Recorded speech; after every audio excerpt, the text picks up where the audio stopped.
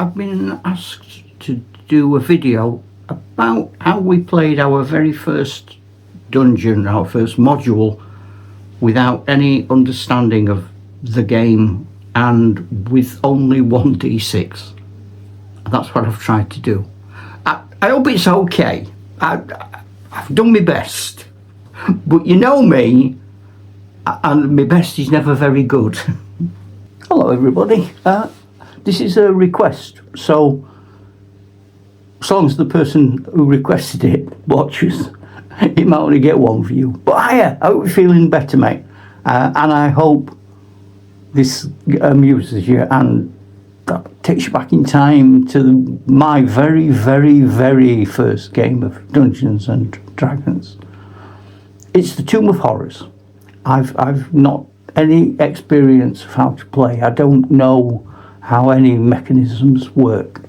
I've had it through the summer holidays, 1977, and I've read it, and I've planned out what I think it needs to do. So, when back at college we decide to play, or I decide to play, all I've got is a tablecloth, a few figures, and I've got one D6. At the back of the game, it talks about assigning characters, and it gives you options. And originally, I was going to go for option 2, but as we got talking a couple of days before the game, it was clear that my players didn't want to be the characters, that they would have to be assigned. So we talked about what we like to be in the college bar, having several pints of beer and a few Pernos. What's the 70s? And we ended up with this team. So the actual team are these four here. We've got a warrior, we've got a wizard, we've got a figure who has healing potions, so we're going to call him a healer, although the game didn't. So that's the first straying from the rules that we've made, or the second one, I suppose, if we're not using their team. And the final one is an elf, and that's because the final person wants to be an elf. The game also says it's hard. It says this is a hard game. So you are allowed to also add a torchbearer and a man to carry baggage and loot. And that they're not painted because not all my figures were painted.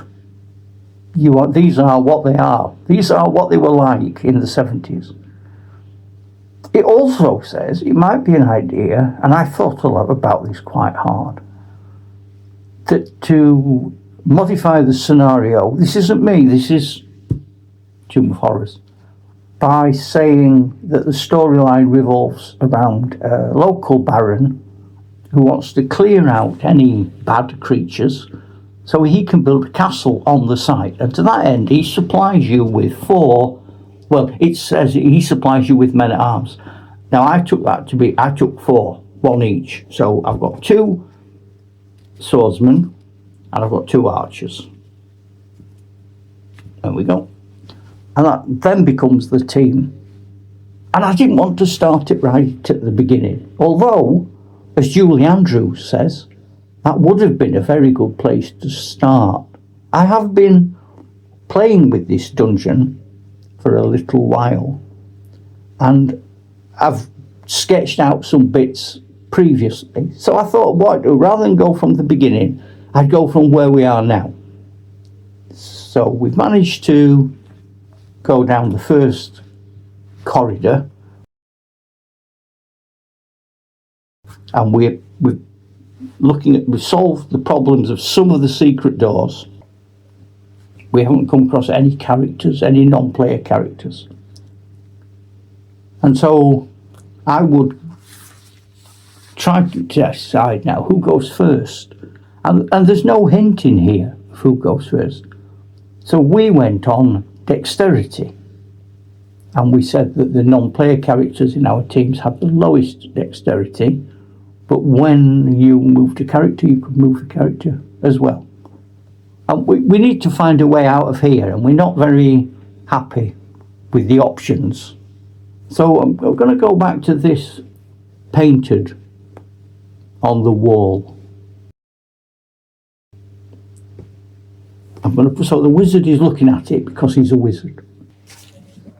The players haven't seen this. I've got this hidden, but I know where they are, and this is the picture that they are shown and allowed to keep. And they look at the wizard fresco, and then I read out this part. The most outstanding feature of this area is actually two jackal-headed humans are painted so as to appear to be holding a real bronze chest. So now I'm going to ask the players, with going by dexterity, what are you going to do? And the elf went first with the highest dexterity, and this is the situation they end up in. I've only told the players that they can do whatever they like to do. Whatever they think their character would do, they can try and do it. There are no restrictions. Now the wizard, when it's his turn, has some spells. He has a displacing cloak, a ring of protection, and a wand that fires magic missiles. But what he's going to do, or what he did, was to ask the man-at-arms here to examine the box. And we said the man-at-arms, he's trained as a soldier, and he'll do what he's told. And on our D6, we took that to mean a 3. We didn't even need any students studying mathematics to work that out. So we said if he gets 3 or more, he will examine the box carefully. If he gets 1 or a 2, he might have a problem, or he might find nothing. He gets a 2. I know, as Dungeon Master, that a fail could mean one of two things. It could mean he hasn't discovered anything, or it could mean he's triggered the trap that is hiding inside this box. So I'm going to say, now I think about it, I think that's two things. He either doesn't notice anything and tells the wizard it's just a box, or he triggers the trap. So let's say he triggers the trap 1, 2 and 3. 1. He accidentally pushes a lever which stands vertically from the bottom of the box. As it is touched, it opens a shaded trapdoor which is on my map. It covers a 30 feet deep pit with spikes which are poisoned. They inflict 3 to 18 damage, which is 3d6 of damage, to all who fall. So he has triggered the trap and falls in. And this is how much damage he would take on hit points, which I've no evidence for what they are, because they're not listed in the options for the players. So I'll come to that. So he throws 3d6 and he takes 3, 4, 6.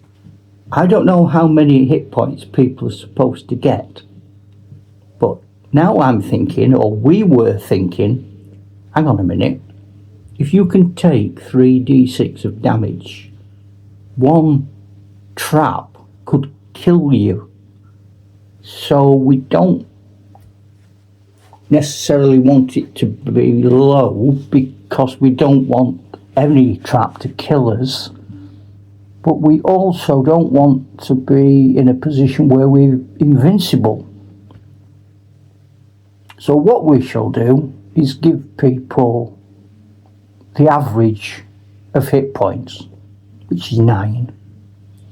We say you've got 9 hit points, and then we'll make modifications, a bit like we used to do when we played chainmail, for what they are wearing. Now we look at the figure. The figure's got, I would suggest, army boots. But he hasn't got any armour in his lower parts of his body. So let's imagine, can we, that... And again, we were thinking this through because we didn't know. I'm going to take off 1d6 of damage for his protection. No, I'm not. That's too much. I'm going to take off 1 point for his damage from each piece of protection. And I'm going to call his boots 1 piece. So let's drop that to 5. Out of 9. This is a man-at-arms, so we'll write that down. And we're now told he's been poisoned. But there isn't a poison chart. 1 or 2, it's fatal. 3 or 4, it's incapacitating. 5 or 6, it's unpleasant, but he's okay. 4, he's incapacitated. The area of the painting and the wall upon which it is painted now evidently hides a passage. A little bit of work now reveals an opening door, and it's going to open there, just wide enough on the map for 1 character. So we are going to drag him out first of all. First problem solved. Now the second problem is, how do we cross the pit safely? Well, that's a good question. I don't know. So we now talk about that for a little while we have some more drinks, smoke a Gauloise, and thunk very hard. Nobody's got any magical items that particularly help. The elf has a levitate spell, but that only would get 1 person across. I'm going to use the dispel part of his spells. This is a big decision because he's only got 4 spells. But the elf uses dispel to remove that trap. It's gone. We don't have any notion at this point of failing a spell. We're saying right at the start, this changes quite quickly. If you cast a spell, it works. So that trap's gone now. We do have a healing potion. Only 1. Do we use it now? And I'm going to say, yes, we do. So let's go to the potion of healing. And the healer administers that, and we say at this point of our game that he gets that back. All of his health points are back to 9 and he's no longer incapacitated. So now we've got to decide, what can we see down that tunnel? I refer to the map. It's not very long. It's only 2 figure bases long. So let's draw that on. And it ends at another door. There's no information in the game about what this door is.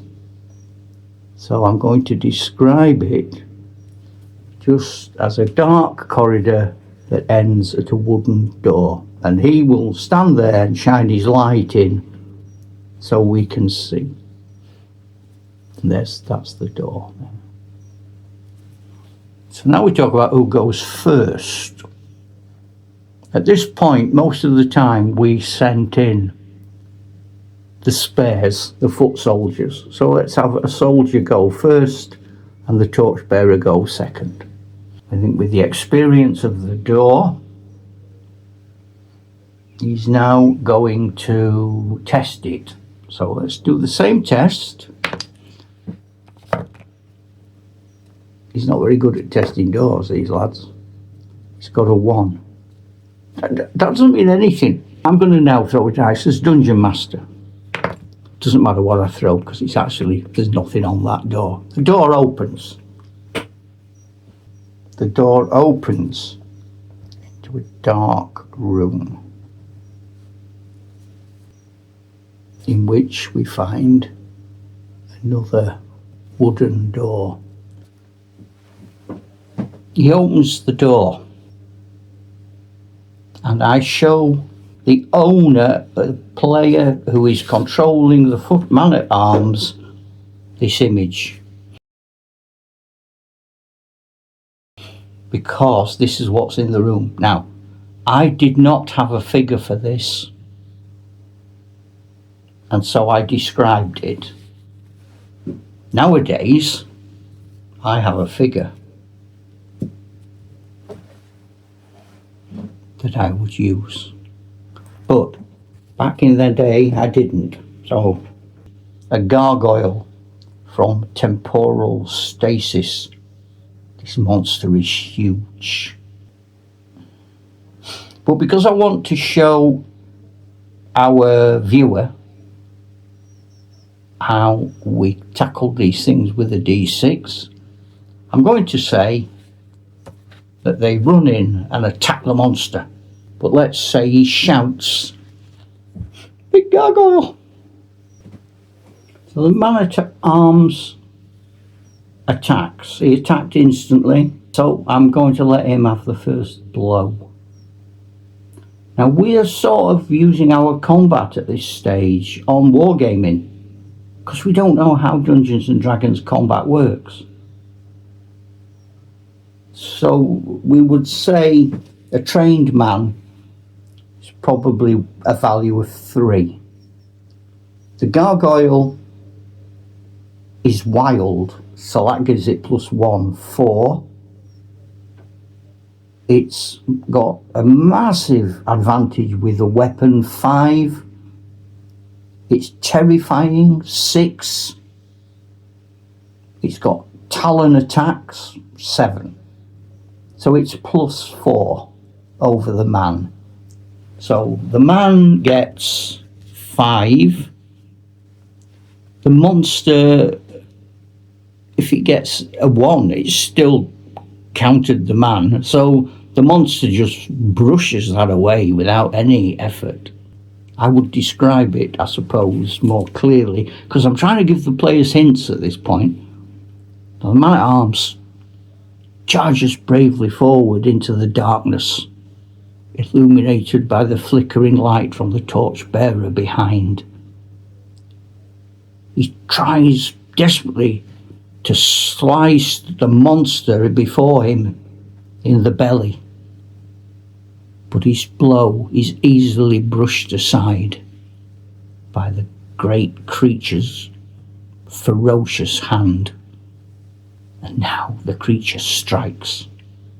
Well, we know the creature is +4, so the creature gets 10. He defends on a 3. He can't get 3. He can't get 10. He's got a 1. So the creature has beaten him by 9. And we're going to say that each of those is one of his life points, and he's only got 9. So the creature's killed him. But that's not what I'd say to the team. What I'd say to the team is, now the creature rears itself up to its full and terrible height, and bringing down its sword in one single blow, sweeps the head clean off the shoulders of the unfortunate man-at-arms. The head clatters in its helmet to the ground. The body slumps forward.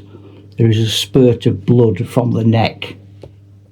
The man-at-arms is no more. Now I allow now the party to act. The general feeling at this point with most games was anyone with a bow moves to a position where they can use it, because that's their advantage. The best fighters protect the bowman,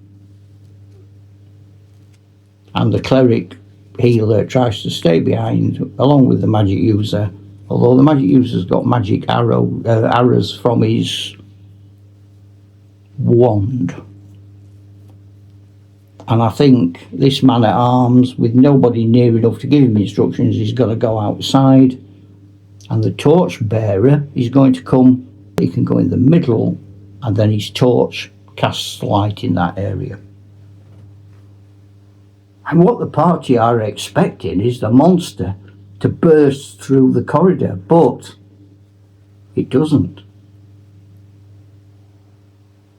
Monster's turn. Nothing happens. And when they come back, sending the poor torchbearer forward, carefully and slowly and fearing the worst, they realise that with no characters in the room, the monster has become a stone gargoyle once again. So that's all I'm going to do of the actual game, because I mean, these go on for days. I'm hoping it answers the question, how did we play the game with a D6? And also the question of, how on earth did we work out combat when we didn't have any details? I hope everyone's happy and well. I'll talk to you tomorrow. Ta-ra, Chuck!